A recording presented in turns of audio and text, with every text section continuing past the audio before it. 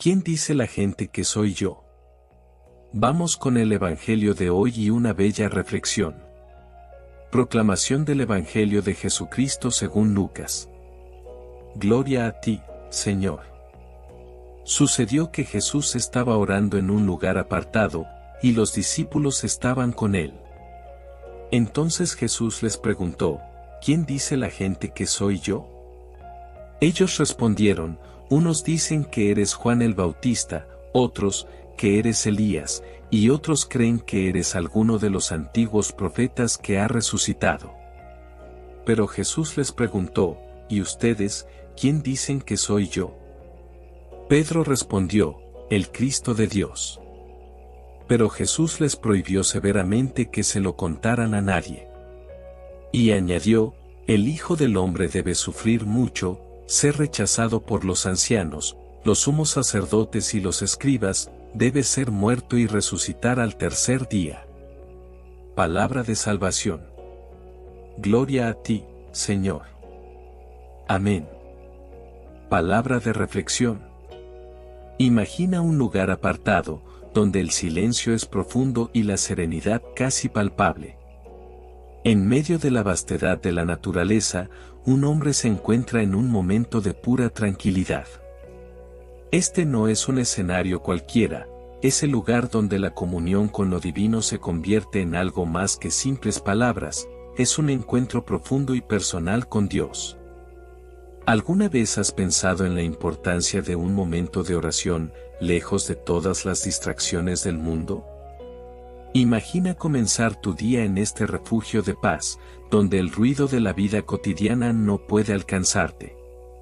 Es aquí donde Jesús, el Maestro de Maestros, se encuentra. En un lugar apartado, se entrega a la oración, buscando no solo dirección, sino una conexión pura con el Padre Celestial. ¿Por qué crees que Jesús eligió un lugar tan aislado para comunicarse con Dios? ¿Cuál era la necesidad de apartarse de la multitud y de las preocupaciones del día a día? ¿No sería más fácil conectarse mientras caminaba por las calles o conversaba con sus discípulos? Mientras Jesús ora, no solo está buscando respuestas, se está preparando para un día lleno de desafíos y encuentros transformadores.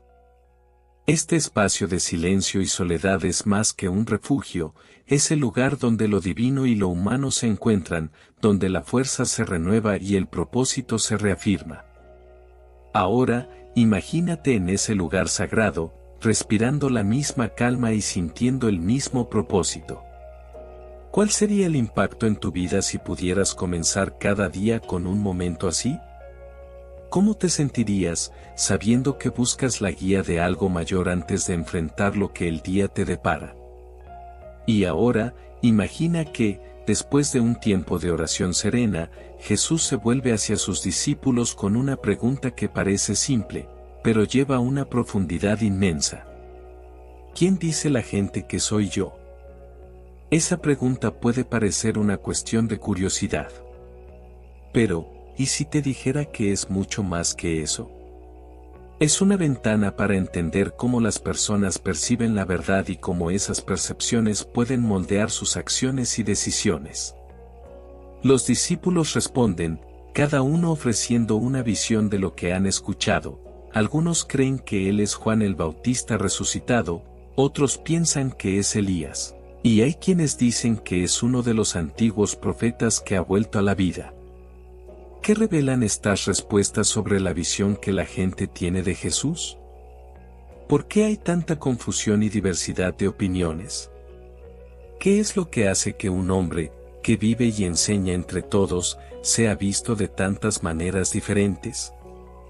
Ahora, imagínate en la posición de los discípulos, escuchando estas diversas opiniones. ¿Cómo reaccionarías ante este torrente de interpretaciones y especulaciones? ¿Qué dicen estas respuestas sobre el impacto que Jesús tuvo en aquellos que lo conocían y lo escuchaban?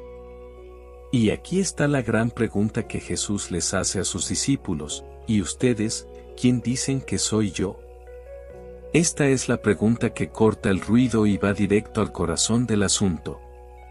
Es una cuestión personal, una cuestión de identidad y fe que no puede ser respondida basándose en rumores o en opiniones ajenas.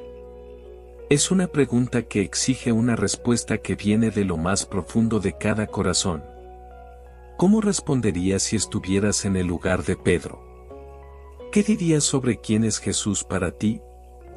Después de escuchar la respuesta de Pedro, Jesús hace algo inesperado: prohíbe severamente a los discípulos compartir esta revelación con los demás. Imagina el impacto de esta orden en un grupo que está ansioso por compartir las buenas noticias con el mundo. ¿Por qué Jesús impone un silencio tan absoluto sobre esta verdad revelada? Esta restricción no es solo una cuestión de secreto. Hay una razón profunda detrás de esta decisión. Jesús sabe que revelar su identidad como el Cristo de Dios ahora, sin una comprensión adecuada de lo que esto realmente significa, podría generar malentendidos y crear confusión. Al pedir silencio, Jesús está preparando el terreno para algo más grande. Él quiere asegurarse de que sus discípulos comprendan completamente lo que significa ser el Mesías y el propósito de su misión. Es una cuestión de tiempo y preparación, para que el mensaje final no sea distorsionado o mal interpretado. Piensa por un momento, ¿cómo reaccionarías si recibieras una revelación tan significativa, pero se te ordenara no compartirla? ¿Cuál sería el impacto de esto en tu fe y en tu comprensión de lo que está por venir? Esa prohibición no es solo un obstáculo, sino una oportunidad para que los discípulos se preparen para lo que está por venir. Necesitan entender la profundidad de lo que significa seguir a Jesús y las implicaciones de su identidad como el Cristo. Mientras enfrentan esta restricción, Jesús comienza a revelar algo aún más profundo y desafiante: la profecía sobre su sufrimiento inminente. La verdad que está a punto de compartir va más allá de la identidad y se sumerge en el corazón de su misión en la tierra. Mientras los discípulos todavía procesan la prohibición de revelar la identidad de Jesús, Él empieza a desvelar una profecía sorprendente e inquietante. Con un tono que mezcla solemnidad y revelación, Jesús les dice lo que está reservado para el futuro cercano. Habla sobre el Hijo del Hombre, una referencia a sí mismo, y anuncia que Él debe sufrir mucho.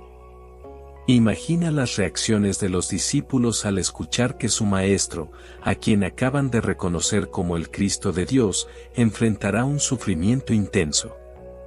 Este sufrimiento no será un mero desafío, será un tormento profundo y significativo. Pero Jesús no se detiene ahí. Revela que será rechazado por los líderes religiosos, aquellos que deberían reconocerlo y apoyarlo. En un momento en que la esperanza y la expectativa están en su apogeo, Jesús menciona el rechazo que vendrá de aquellos que tienen autoridad e influencia sobre el pueblo. ¿Cómo crees que esto afectó a los discípulos? ¿Estaban preparados para escuchar que el mismo Mesías enfrentaría un rechazo tan doloroso? Y no termina con el rechazo. Jesús habla de su muerte, una declaración impactante y perturbadora. No describe solo la muerte, sino también la resurrección al tercer día. Es una promesa de triunfo, pero que solo se comprenderá plenamente después del sufrimiento y la muerte. La resurrección es la luz al final del túnel, la confirmación de que, a pesar del dolor y el sacrificio, habrá una victoria final. Esta profecía transforma la perspectiva de los discípulos. Están ante una misión que no se trata solo de glorificación, sino de sufrimiento y superación. El camino del Cristo es un camino de dolor, rechazo y, eventualmente, de victoria. ¿Cómo reaccionarías tú ante una predicción tan sombría y al mismo tiempo llena de esperanza?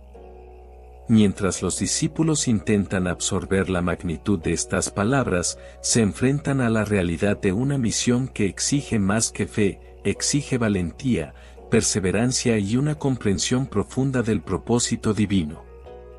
A medida que Jesús revela el sufrimiento y el rechazo que le aguardan, también comienza a trazar un camino desafiante para sus discípulos. El mensaje ahora va más allá de la identidad y la profecía, toca la esencia de lo que significa seguir a Jesús. Jesús no solo describe lo que le sucederá a él, sino que también empieza a trazar el camino que sus seguidores deben recorrer.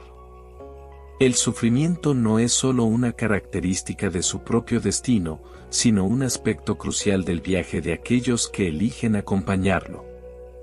El camino que él sigue no es de glamour ni de aceptación fácil, es un camino de cruz, sacrificio y perseverancia. Imagina el impacto de esta revelación en los discípulos. Están frente a una elección: aceptar un camino de desafíos y renuncias o abandonar la misión que les ha sido confiada. Jesús los está preparando para un viaje que requerirá más que palabras, exigirá una transformación profunda en sus corazones y mentes.